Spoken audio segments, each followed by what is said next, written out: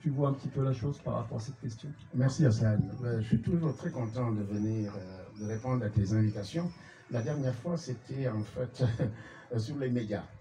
Et 2 jours après, je rencontre un grand spécialiste qui a contribué à arrêter effectivement ces news. Un grand spécialiste, et je lui parlais de, effectivement, je dis, il y a 2 jours, j'étais à une conférence à Choisy, il m'a dit, mais Choisy c'est petit. J'ai dit, mais c'est petit, mais il y a des gens costauds et qui font du très bon travail. Bien. Et aujourd'hui, tu nous amènes sur la sécurité, l'espace public. Il y a une seule chose qui me dérange un peu, la parentalité. Je sais que vous maîtrisez tous, et quand on fait une conférence, on ne peut pas tout dire.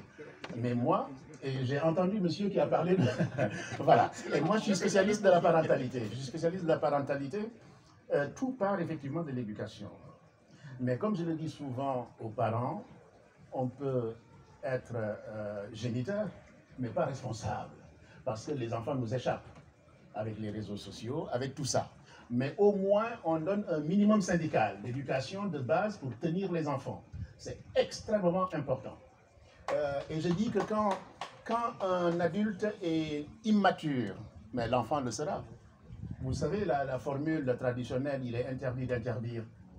Quand on banalisait la parole, vous voyez, à table, les enfants qui sont des perroquets, ben, ils répercutent. Ils vont dehors dans le racisme, etc., etc. Donc j'ai dit que c'est... Je suis philosophe. J'ai dit que c'était la pensée la plus bête de la philosophie. Interdit d'interdire, c'était en 68. Voilà. Ce n'est pas parce qu'il y a une situation qu'on doit tout remettre en question. Les valeurs sont importantes. C'est à la base qu'on éduque. C'est comme si vous avez une plante, si vous la laissez, ben, elle prend toutes les postures. Et Alain, un philosophe, j'ai donné des cours à l'UFM de Franche-Comté, et j'ai dit qu'un enfant, il faut le dresser. Et quand je l'ai dit, mes étudiants, oh, c'est scandaleux, oh! Alors moi, je parle très bien français. Hein. Je sors le dictionnaire, je leur dis, regarde ce que ça veut dire dresser. C'est rendre droit. Et en France, les jardiniers nous apprennent ça, on met un tuteur pour que l'enfant prenne une tangente. Après, maintenant, quand il a ses 18 ans, il se débrouille. Nous, moi, je travaille beaucoup sur la médiation, je forme des médiateurs, pas autant que vous êtes plus spécialisés, hein, les deux, il n'y a aucun problème du tout. Je ne bricole pas, mais j'ai des astuces qui sont héritées de la tradition, de la coutume, ce qu'on appelle la gestion traditionnelle des conflits. Hein? La gestion traditionnelle des conflits qu'on trouve un peu partout. Parce que le problème de la sécurité, c'est consubstantiel à l'homme. Voilà. Tant qu'on vit, ben, il y a de l'insécurité, etc. Il y a des communes, par exemple, ou des peuples qui sont très tempérants, mais il y a de la violence.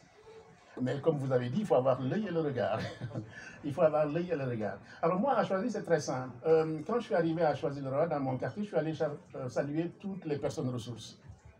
Vous voyez, je suis costaud. Je fais du karaté.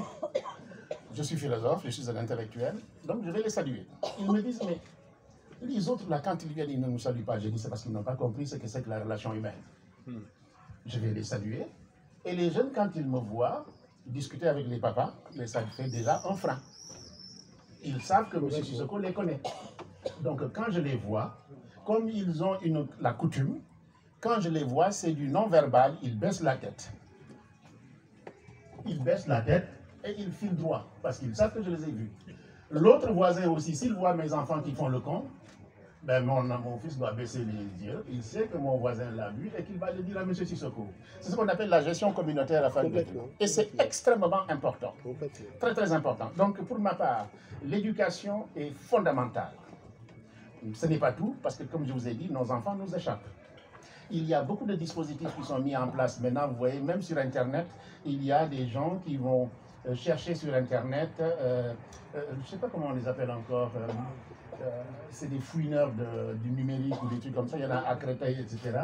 Ils vont regarder en fait ce qui se passe, ce que les jeunes font, et puis ils vont les interpeller, ils vont discuter avec eux.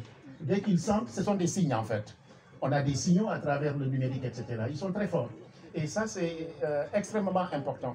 Donc, ce qui aussi, le problème de l'espace public, et Hassan l'a dit, c'est un philosophe qui s'appelle Habermas, qui dit que qu'est-ce que c'est que l'espace public? C'est ce qui appartient à tout le monde et n'appartient à personne. C'est Habermas qui l'a dit. Et c'est extrêmement important. Et les Canadiens ont inventé dans l'anthropologie médicale clinique, qu'est-ce qu'ils faisaient? Ce sont ce qu'on appelle des balades exploratoires. Les marches exploratoires. Voilà, c'est ça, les marches exploratoires, etc. Hassan l'a très bien dit, il ne faut pas que les gens aient peur de traverser une rue. Il faut véritablement de la sécurité. Et nous, ce qu'on faisait, et ce que j'enseigne dans le 18e arrondissement, je dis aux jeunes, vous prenez les mamans et vous passez là. Mais aussi parler aux gens. Leur dire, ben, cet espace-là appartient à tout le monde. Et tout le monde a le droit de passer, de faire ce qu'il veut à toute heure de la journée.